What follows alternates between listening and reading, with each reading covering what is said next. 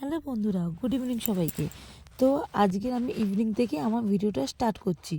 আর দেখো কিভাবে চুল উঠছে, মানে না কান্না পাচ্ছে। এক এক সময় মনে হচ্ছে যে যেটুকুনি আছে একদম ন্যাড়া হয়ে যায়। কত চুল ছিল মাথায় এক সময়, আর এখন দেখো মানে হাতে কোনো কয়েকটা চুল রয়েছে। তবুও আমি বাইরে থেকে গিয়ে একটু চুলের জটটা ছাড়িয়ে এসেছি, তবুও সেই এক। যাই হোক, তো এখানে একটুখানি ফ্রেশ হয়ে মুখ টুক আর কি পরিষ্কার করে নিলাম, একটু ক্রিমও মেখে নিলাম, নাহলে মুখটা টান ধরছিল। আর একটু লিপস্টিক, যেটা আমার খুব ফেভারিট কালার, সেটা লাগালাম, সিঁদুর উপরে নিয়েছি। আর দেখো ঠোঁটের ওখানটায় না কি জানি কি হয়েছে, সেই জট্টটার মধ্যে বেরিয়েছে, আর জম্ম ব্যথা যাকে বলে। আর কিছু যদি লাগছে খেতে গিয়ে না, জীবনটাই বেরিয়ে যাচ্ছে। তো যাই হোক, হয়ে গেল রেডি, হয়ে গেছি, রেডি হয়ে গেল বলছি, হয়ে গেছি। গুড ইভিনিং বন্ধুরা, সবাই কেমন আছো? আশা করি ভালো আছো। আমিও খুব খুব খুব খুব ভালো আছি। তো টিঙ্কুস বেঙ্গলি ব্লগে তোমাদের সবাইকে জানাই স্বাগত। তো দেখতে পাচ্ছ, তোমাদের কন্টিনিউ দেখাচ্ছি যে রেডি হলাম, সাজুগুজু করলাম, ড্রেসটা পরা দেখায়নি। তো যাই হোক, তো কোথায় যাচ্ছি, কোথায় তোমাদের হয়তো মনের মধ্যে ভাবছো কোথায় যাচ্ছে, কিছু তো বলছে না। হ্যাঁ, যাচ্ছি হচ্ছে আমাদের এখানে ডুমুরজলা স্টেডিয়ামের ওখানে, মানে অনেকটাই দূরে। ওখানে হচ্ছে ক্রিসমাস কার্নিভাল। তো এবছর মনে হয় মানে নতুনই হচ্ছে, আগে কোনোদিন হয়নি। এমনি ডুমুরজলা ওখানে মেলা বসতো, কিন্তু কিন্তু কার্নিভালটা কোনোদিন সেইভাবে হয়নি বা আমি শুনিনি। তো আজকেরই ফেসবুক স্ক্রোলিং করতে করতে দেখলাম। তো আমার দাদাকে মেসেজ করলাম যে ওখানে কি এরকম কিছু একটা হচ্ছে, বললো যে হ্যাঁ। ও আমাকে যে বলেছে হ্যাঁ, অমনি সাথে সাথেই আর একদম টাইমটা নষ্ট করিনি, কারণ টাইমটা দেখলাম ওখানে আজকে থেকেই বসছে। দুপুর 2টো থেকে, মানে 22শে ডিসেম্বর থেকে জানুয়ারি 2 তারিখ অবধি বসছে, দুপুর 2টো থেকে রাত্রি 9টা অবধি। তো আর টাইমটা একদম নষ্ট করলাম না। আজকের মেয়েটারও পড়া ছিল, রাত্রি 8টা থেকে পড়া আছে। তো চলে আসবো আশা করি, বেশিক্ষণ টাইম লাগবে না। তো চলো, সন্ধে পড়ছে, সন্ধেও দিয়ে দিয়েছি, অনেক গোপাল খেতে দিয়ে দিয়েছি। তো চলো দেখতে থাকো।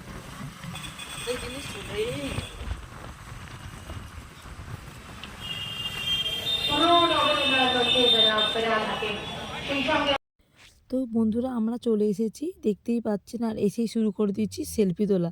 যদিও খুব একটা আমি পছন্দ করি না, বা আমি সেরকম একটা ফটো তুলি না। যাই হোক, তো এখানে দেখতে পাচ্ছ ঢুকেই, এটা হচ্ছে টার্নিং পয়েন্ট। মানে এখান থেকে শুরু করে প্রতিটা জায়গায় মানে 5-10 মিনিট ছাড়া ছাড়া এরকম ধরনের সাজানো গোছানো ছিল, যেখানে দাঁড়িয়ে প্রচুর ফটো তোলা, মানে যারা ফটো তুলতে ভালোবাসো তারা ফটো মানে শ্যুট করতে পারবে, এরকম জায়গা। আর বিশাল বড় ছিল, দেখতেই পাচ্ছ।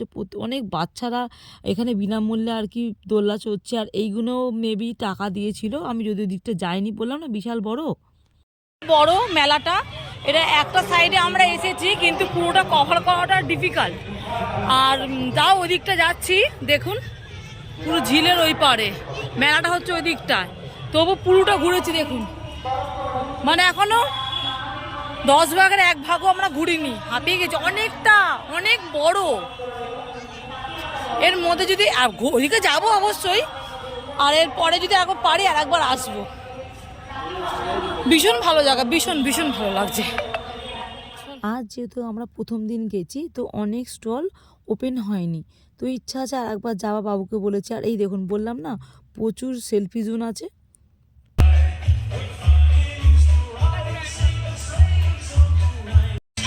এই মঞ্চ বার্তা দেয় সম্প্রীতির, এই মঞ্চ বার্তা দেয় যে ধর্ম যার যার, উৎসব। আর এখানে একটা খুব সুন্দর ফাংশন হচ্ছিল, আর সেখানেই তার পাশেই দাঁড়িয়ে এখানে একটা সেলফি জোন ছিল, যেখানে মেয়ে বললো মা চলো ফটো তুলি। এই যে এই ফাংশনটার কথা বলছিলাম। বাংলাকে প্রতিষ্ঠিত করে চলেছেন সেই মানুষ অরিজিৎ সিং। এই যে এখানে হাওড়ার ক্রিসমাস কার্নিভালটা হচ্ছে, এইটার জন্য একটা গান আর কি তৈরি করেছেন অরিজিৎ সিং, যেটা নিজের গলায় গেয়েছেন শুধুমাত্র এই প্রোগ্রামটার জন্য। তো চলুন একটু শুনিয়ে দিই আপনাদের।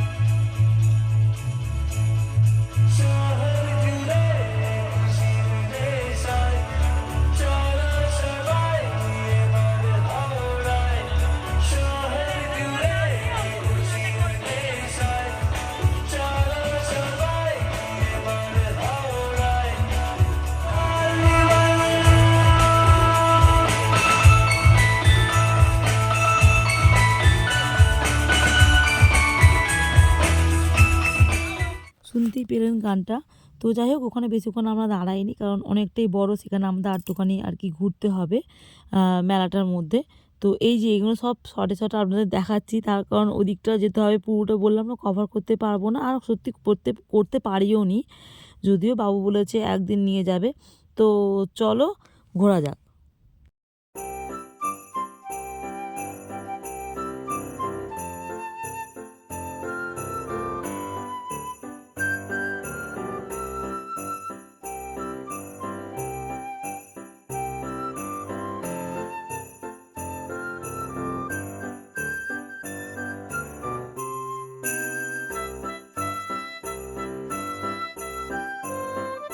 তো মেয়ে বলছিল যে এই আইসক্রিমটা খাবে বলে, তোর বাবা বলল যে না এখন না, যাবার পথে খাস কোনে, কেন এখন অন্য কিছু খাওয়া আগে।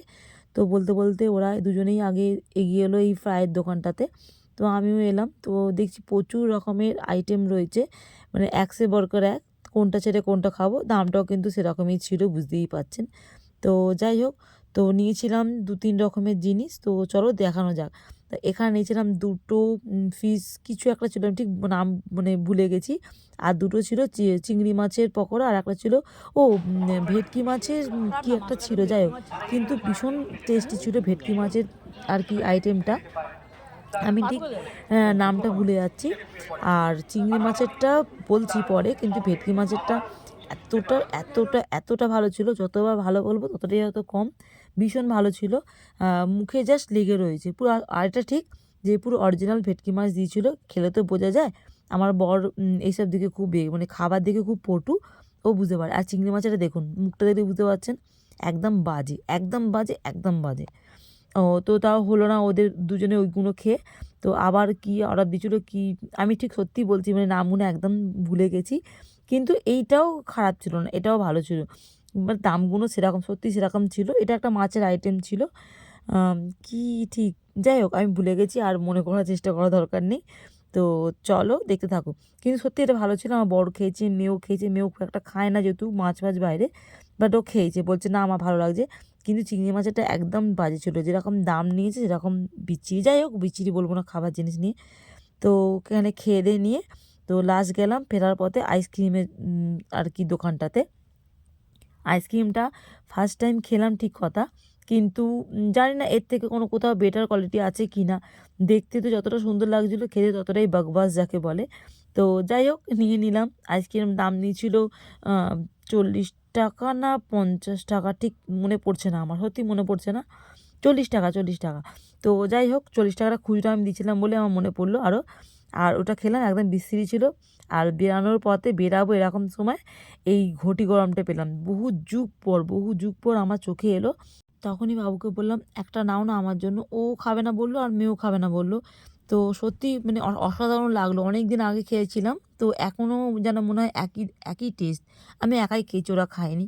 তো দেখুন লাইটগুলো কি সুন্দর লাগছে না, মনে হচ্ছে দুর্গা পুজো কলকাতার রাস্তায় এরকম। তো জাস্ট এলাম বন্ধুরা, এখন বাজে 7:45। এখন বাজে 7:45, আর ও যদি 8টা থেকে পড়তে যাবে, ওই জন্য অনেকক্ষণে ছিলাম। তা অনেক কিছু দোকানপাট ঠিক মতো বসেনি বলে জাস্ট খাওয়া দাওয়া কিছু করলাম, দেখতেই পেলেন, করে আর বাড়ি। ওকে দিতে পড়তে 8টা একটা বন্ধু আসলে বসে রয়েছে, যদি এখানে বাড়িতে আসে তাহলে আমি আর যাবো না, যদি না আসে তাহলে আমি দিতে যাবো। বাবু আবার বেরিয়ে গেছে কাজে। চলুন দেখি আবার রাত্রে রান্নাবান্না কী ঝামেলা আছে না আছে।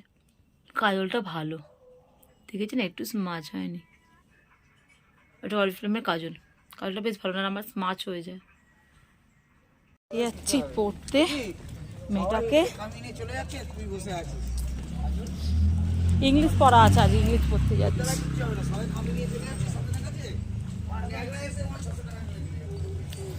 চলো, এই ঠান্ডা আছে বাইরে, দিকে আর গায়ে আছে ঘর থেকে কী করবো, ওই জন্য মায়ের বাড়িতে যাচ্ছি, ঘুরে আসি একটুখানি। বাবুও নেই, মেয়েও নেই, আর সব 8টা বাজে, ঘুরে আসি মায়ের ওখান একটুখানি। তো এখানে সেই মায়ের বাড়ি যাওয়ার পথেই সেই দোকানটা পড়ে, ফুলের দোকানটা। আর এখান থেকে এখন আমি যখন কিনি এখান থেকেই কিনি, বাবু যখন কিনে কোত্থেকে কেনে আমি জানি না। তো ওই জন্য 10-15টা মতো মালা কিনেছিলাম, জবা ফুলের মালা নিয়ে এলাম। অনেকক্ষণ বক বক বক বক করলাম। এই যে একজন দাদা বাথরুমে, আর মা আমার সঙ্গে বেরাবে, এদিকে দোকান বাজার করবে। অনেকক্ষণই ছিলাম, আমার ফোনটা ভুলেই গেছে। যাই হোক ঘরেও যাবো, রান্নাবান্না করবো, কি করি দেখা যাক। তো বন্ধুরা ওখান থেকে এই মার ওখান থেকে এসে গেছি, মার ওখান থেকে এসে আর মানে গা তো বলছি, সরি, মুখ হাত তো ধুয়ে নিয়েছি, নিয়ে চুল ফুল বেঁধে পুরো ফ্রেশ। আর এখন বাজে 10:36। তো চলো, আর রাত্রিরে খাওয়া দাওয়া সেরকম কিছু করবো না, তার কারণ ওখানে টুকটাক খাওয়া দাওয়া করেছি, পুরো পেটটা ভর্তি। তিনজনে কেউ খাবো না, ভাত পাত রয়েছে। এমনকি দুপুর থেকে তো আমি ভাতই খাইনি, দুজনেই কেউ ভাত খায়নি, ঘুমিয়ে পড়েছি মানে পেটটা ভর্তিই ছিল, কারণ বাবু অবেলাতে পেটেই পরে এনে দিয়েছিল 11টা নাগাদ, তখন দুজনে খেয়েছি, পেটটা ভর্তি ছিল, শুয়ে পড়েছি, ঘুমিয়ে পড়েছি, ঘুমতে করে ঘুরতে বেরিয়ে গেছি। আমার কাছে চাটা পর্যন্ত খাইনি, মানে সন্ধ্যেবেলা যে চাটা খাই সেটা পর্যন্ত খাইনি। মা ওখানে গেছিলাম, মা বলছিল খেতে, কিন্তু অনেক রাধে কাজে খেলাম না। ও হ্যাঁ, আর একটা জিনিস আপনাদের দেখাই। আর একটা কথা বলি, যে আমি কিন্তু মানে ওই কি বলে, মেলা থেকে কিছুই কিনিনি, শুধু খাওয়া দাওয়া যা করে। যাই হোক, আর একবার যাবো নিশ্চয়ই, ইচ্ছে আছে। আর যেটা বলতে গেলাম, এই যে এটা হচ্ছে একটা টেন্ডার কেয়ার, এটা অরিফ্লেমের, আমার দাদা যেহেতু অরিফ্লেম করে, আর এটা নিয়ে এসেছে। এটা না একটা যাকে বলে একটা রামবানের মতো কাজ করে অনেক জিনিস, কিন্তু এর গুণাগুণটা প্রচুর। কেটে গেলে, পুড়ে গেলে, কি বলবো, যেখানে যাই কিছু কামড়ে দিলে, তো যাই হোক। তো চলো বন্ধুরা, আজের মধ্যে ভিডিওটা আমি এখানে শেষ করছি, দেখা হবে নতুন কোনো ভিডিওর সাথে। ততক্ষণ সবাই খুব ভালো থাকবেন, সুস্থ থাকবেন, এবং সর্বক্ষণ সবটা নিজেদের খেয়াল রাখবেন। আর আমার ভিডিও কিছু ভালো লেগে থাকলে প্লিজ লাইক, কমেন্ট, শেয়ার করে সাবস্ক্রাইব করবেন, করে আমার পাশে থাকবেন। তো বন্ধুরা চলুন, tata, bye and good night.